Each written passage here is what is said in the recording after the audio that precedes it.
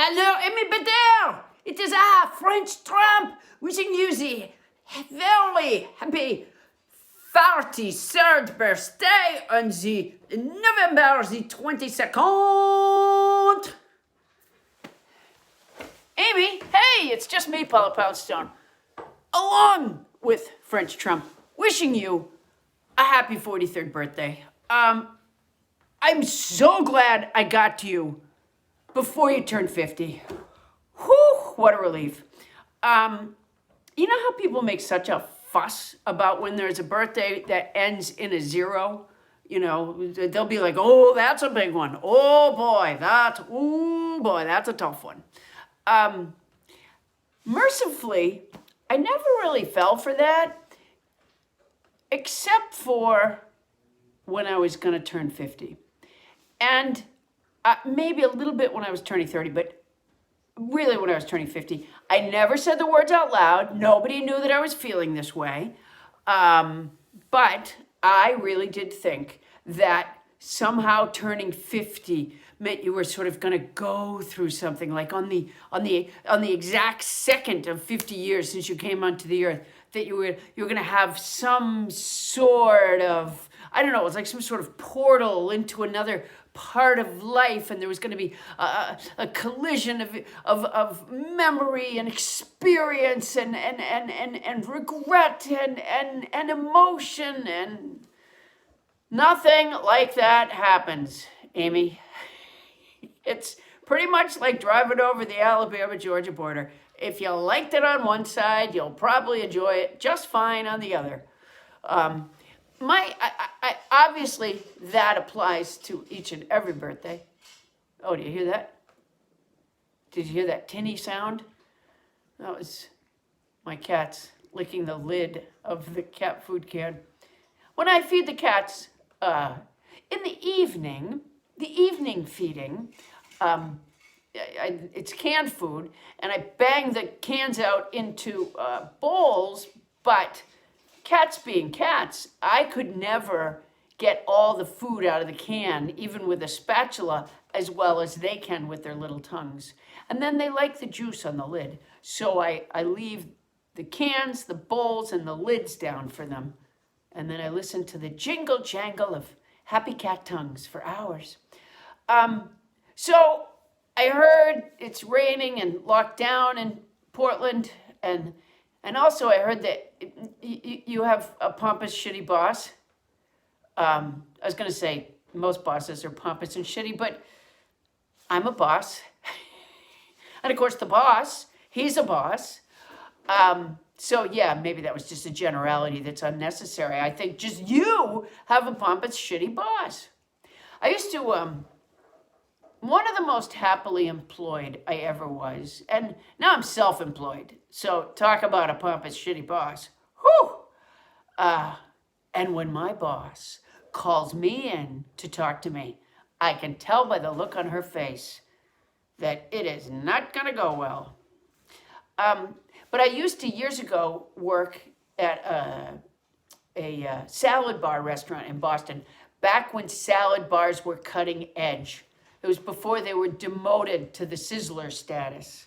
And the guy who owned the restaurant was an Iranian American, and he had all these Iranian guys that came over on student visas, and they were so much fun to work with, by the way. I mean, I was like a puzzle to them, but we had a really good time together. But my point being, the actual owner, the Iranian American owner, was a bit of a pompous ass. And so, not the workers, but he had a woman that managed for him, and I think she was like 23. We're still close. Now she lives in Hawaii. Mary Carter. And I was devoted to Mary Carter as my boss. And so were all the employees. Everyone loved Mary. So you were not only doing your job because you wanted to do your job, maybe, you know, it was wait staff, maybe they did things efficiently for tips, you know, they wanted to do a good job, but also because you just didn't want anything to burden this manager, Mary. And I don't know, every X amount of months, she might take a weekend off or something, sometimes even a week off. Oh, and the owner would work in her stead. Every single time this happened, with no exceptions, the best waitress that we had, whoever it was at the time, would quit while she had to work for the horrible owner. And then when Mary would come back from, wherever she'd been on vacation, the first thing she would face is that, we had a reduced staff and it was the very best waitress who was gone. Yeah, that's a pompous, shitty boss. And of course, there's Fred Flintstone's boss. Do you know when I was growing up, and of course my last name is Poundstone. Oh, I got you a present, Amy.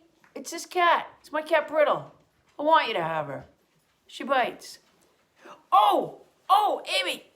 Oh, they come as a set. This is Theo. He bites too.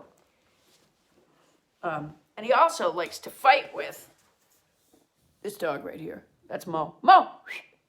It's Amy's birthday. Mo's a little on the selfish side. She doesn't care about other people's birthdays.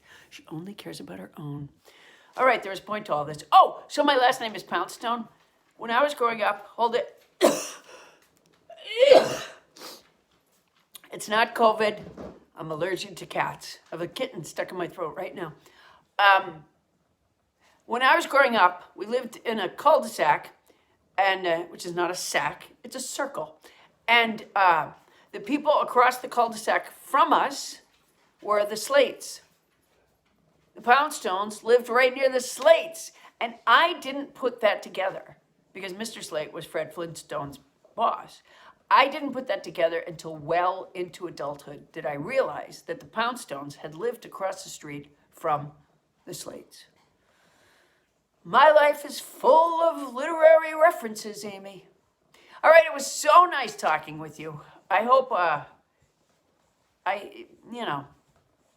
think things are going to get a little worse, probably after Thanksgiving, after the holidays, because people aren't going to listen to the rule. I don't know why they don't listen to the rule, the suggestion, the recommendation, the safety protocols.